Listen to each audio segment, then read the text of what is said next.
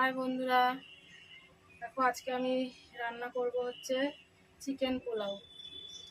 গোবিন্দভোগ চালটা আমি ধুয়ে জল ঝরিয়ে নিয়েছি, এই নেটের মধ্যে করে জলটা ঝরিয়ে নিয়েছি। কড়াইটা বসিয়ে দিলাম, কড়াইটা গরম হয়ে গেছে, তেল দিয়ে দিলাম। 10টা ডিম আমি সেদ্ধ করে নেব। এই পাশে গ্যাস বসিয়ে দিয়েছি।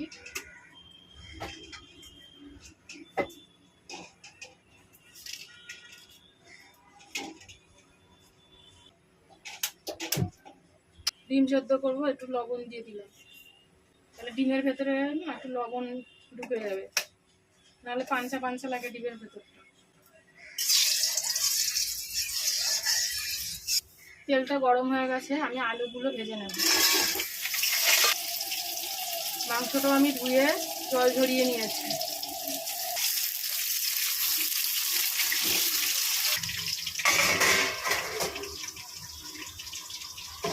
মাংসটার মধ্যে আমি সব মশলা এবার একে একে মেখে নেব।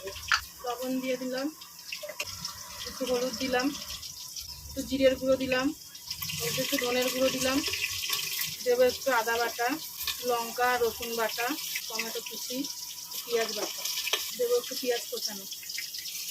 একটু তেল দিয়ে পুরো মাংসটা আমি মেখে ম্যারিনেট করে রেখে দেবো।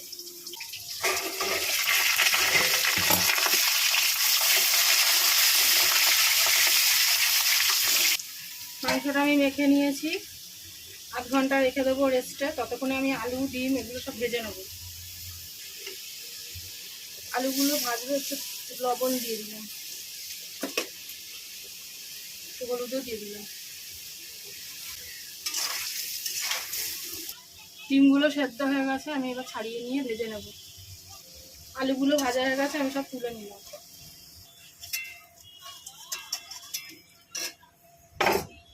ডিমগুলো আমি ছাড়িয়ে নিলাম, এবার আমি ভেজে নেব।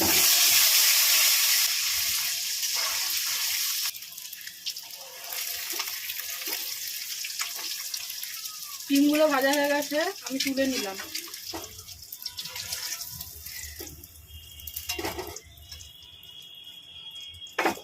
এখানে তেজপাতা, গোটা গরম মশলা, দারচিনি, এলাচ, লবঙ্গ আর সাদা জিরে, এটা আমি ফোড়ন দিলাম।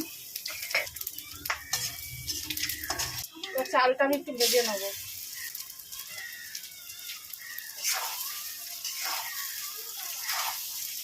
চালটা ভেজে নিলে কি হবে, ঝরঝরে হবে পোলাওটা। কেননা আমি দুটো ভাগে রান্না করব তো, তাই জন্য চালটা আগে ভেজে নিলাম। তারপরে মাংসটা আমি কষিয়ে দুটো ভাগ করে দুপাশের গ্যাসে বসিয়ে দেবো। এটা যদি আমি শুধু পোলাও বানাতাম, মানে এর মধ্যে যদি চিকেন না দিতাম, তাহলে আমি এর মধ্যে একটুখানি কালারও দিতে পারতাম। কিন্তু আমার কালার দিতে লাগবে না, কারণ মাংসের মধ্যে তো আমি মশলার সঙ্গে হলুদ দেব, তো ওই হলুদেই কালার হয়ে যাবে। তা আমি আর আলাদা করে কালার দিলাম না। চালটা ভাজা হয়ে গেল, আমি এবার নামিয়ে নেব।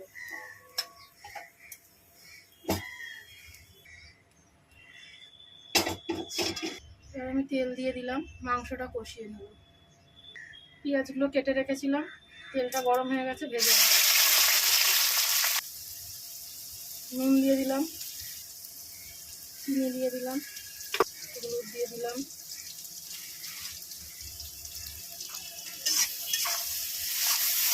আদা পেঁয়াজ রসুন কাঁচা লঙ্কা বাটা দিয়ে দিলাম।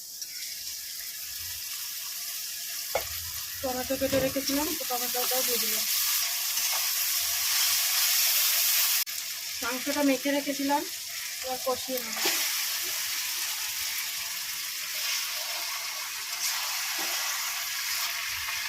টক দইটা আমি তখন মাংসের সঙ্গে মাখাইনি, কেননা তাহলে জোরে আঁচ দিয়ে মাংসটা কষানো যেত না, জল বেরিয়ে যেত।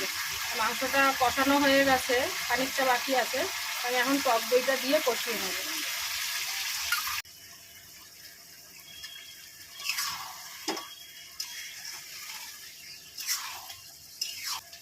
এই মশলাটা আমি এবার দিয়ে দেবো। এই মশলাটা হচ্ছে আমার নিজের হাতে তৈরি মশলাটা। এর মধ্যে অনেক রকম মশলা দিয়ে, অনেক রকম মশলা আছে এর মধ্যে, সব একটু রোস্ট করে গুঁড়ো করা মশলাটা আমি দিয়ে দিলাম। এই মশলাটা আমি বিরিয়ানি বানালেও বিরিয়ানির মধ্যেও দিই। আমি আলুগুলো ভেজে রেখেছিলাম, ওগুলো দিয়ে দিলাম।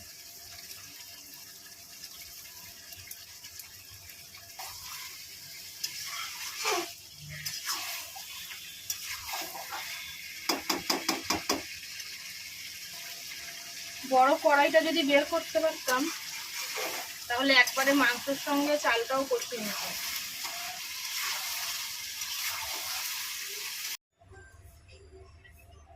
চালটা দিয়ে মাংসটা দিয়ে আমি চালটা দুভাগ করে নিয়েছি।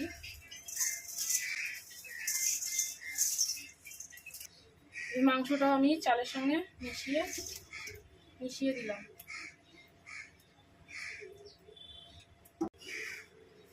এই জলটা গরম করে রেখেছিলাম,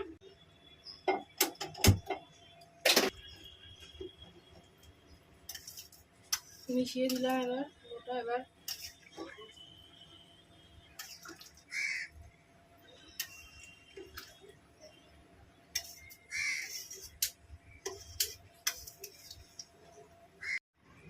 ফুটে উঠেছে এটা। এবার আমি এটা গোলাপ জল, কেওড়া জল, একটু মিঠা আতর একটুখানি দিয়ে দিলাম। হাফটা রেখে দিলাম, হাফটা বাকিটা ওই যেটুখানি করবো ওর মধ্যে দেবো। একটু লবণ দিয়ে দেবো, কেন চিনি দিয়ে দিলাম।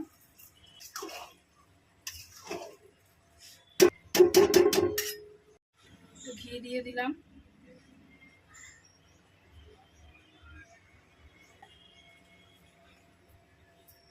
ফার্স্ট ডিম দিয়ে দিলাম।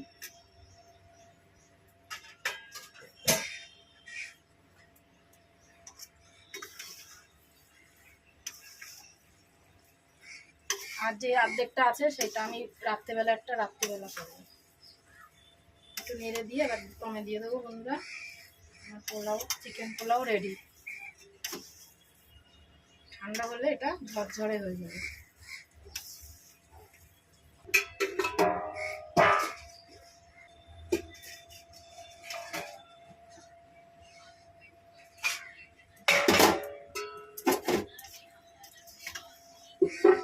হয়ে গেছে, দেখো বন্ধুরা, চালগুলোও সেদ্ধ হয়ে গেছে। এটা ঠান্ডা হলে ঝরঝরে হয়ে যাবে।